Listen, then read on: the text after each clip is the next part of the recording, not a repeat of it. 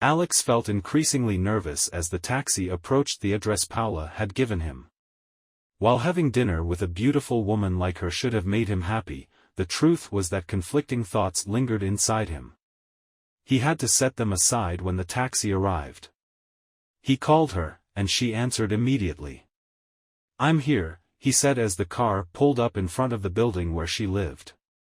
"I'll be down in a moment," she replied, with that melodious tone in her voice that he had grown accustomed to over the past few months. Alex got out of the taxi and waited for her, and when she appeared at the door of the building, he literally lost his breath for a moment.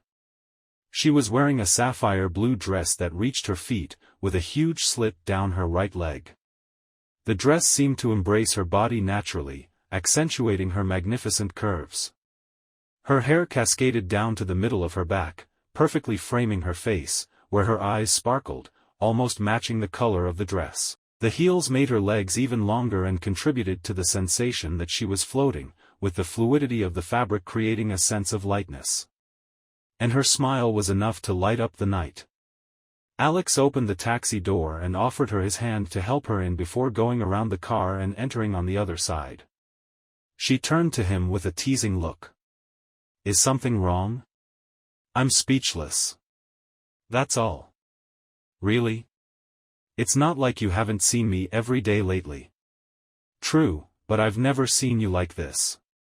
She laughed. They headed to row on 45, where they ordered a tasting menu accompanied by a Chateau Montredon Chateauneuf du Pape red wine. As they started to eat, Paola noticed that he seemed more reserved than usual. "You seem less cheerful than usual today." He smiled. "You left me speechless." She burst into laughter. "As much as that's a compliment that any woman would appreciate, and believe me, I do, this doesn't seem to be all of it." He didn't respond. They continued to eat and sip wine until she asked, "Alex, if I'm not being too intrusive, how long has it been since you've had an outing like this?" "Well, like this, with all this luxury, I've never had, to be honest." "Don't change the subject." "Since I came to the Middle East, over a year ago." "Why?"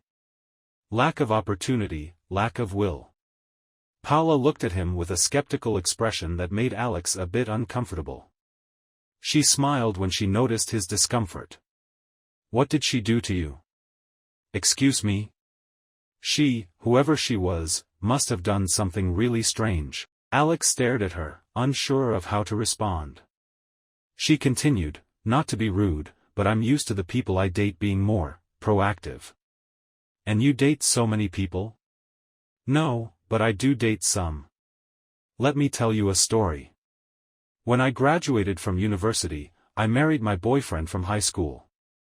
We wanted to have our little house in the suburbs, 2.5 kids, the usual. After 3 years of marriage, I discovered he liked a coworker more than me. Shortly after the divorce, the opportunity to come work here came up. It's a bit more restrictive for me as a woman, it's true, but as a foreigner, I'm not bothered much.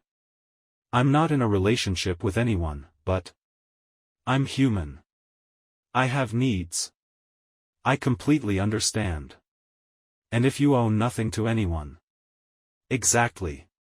But I also never wanted a relationship because I can't trust anyone to that extent, you know. The betrayal left marks." Alex nodded. "And you?" Alex took a deep breath, looked into her eyes and her inviting smile, and decided to share his story briefly as they continued to enjoy their meal. When he finished, they sat in silence for a long time, with her reflecting on what he had shared. "So let me see if I got this right. Your wife took you to a swinger party without telling you, you figured it out and told her you didn't want any part of it, she didn't care and went off with another man, you went out with another woman, both of you had sex that night but you, justifiably hurt, left home, killed the marriage, and tucked yourself into a hole in the Middle East." Alex nodded again. "In other words, she destroyed the marriage, destroyed your closeness with your family, with your children whom you see every now and then when they can and you can, with your friends, with the place where you had roots, and left you with such a bitter taste that you haven't even looked at another woman until now, is that it?" "When you put it that way, yes. And you let that happen." Just because you didn't even want to look at her. Because I realized that the life I had was a lie and I wanted to leave it all behind. Okay. But what was the lie? Was it your relationship with her? With your children, with your friends? And why do you think it was a lie? Because if she loved me, she would never have done what she did. Alex, maybe nothing was a lie, have you thought about that? You divorced because your husband cheated on you and you tell me that? I divorced because he got involved with her and was already making plans to divorce and continue life with her. If it was just about sex, I would have been furious, but I wouldn't have divorced. Alex looked at her with some discomfort. She smiled. Alex, sex is a biological function and has the meaning you want to give it. The difference is that for a woman, as I assume it is for a man too, sex without feelings is pure fun. Sex without feelings doesn't require judgment, especially since it doesn't matter what the other person thinks. That's why so many women do crazy things with lovers that they would never do with their husbands. Because the judgment of the husband matters. The lover's does not. Alex remained silent. But men like you, men truly in love with someone, see sex as validation of their feelings, and seeing the woman who promised to be theirs give herself to another is a terrible blow. I understand you and I understand your pain. But. Alex asked as she took another sip of wine. But the truth is that maybe for her none of that had anything to do with feelings, which is what really matters to her.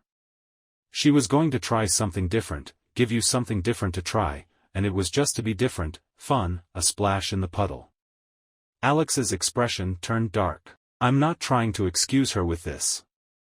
In a marriage as long as yours, and if you were close, she should have known what your reaction would be. But think about it, you're a hostage to something you perhaps shouldn't be. She placed her hand on his. To punish her, you stopped living. Do you think you did the right thing? Don't you think it's time to live again?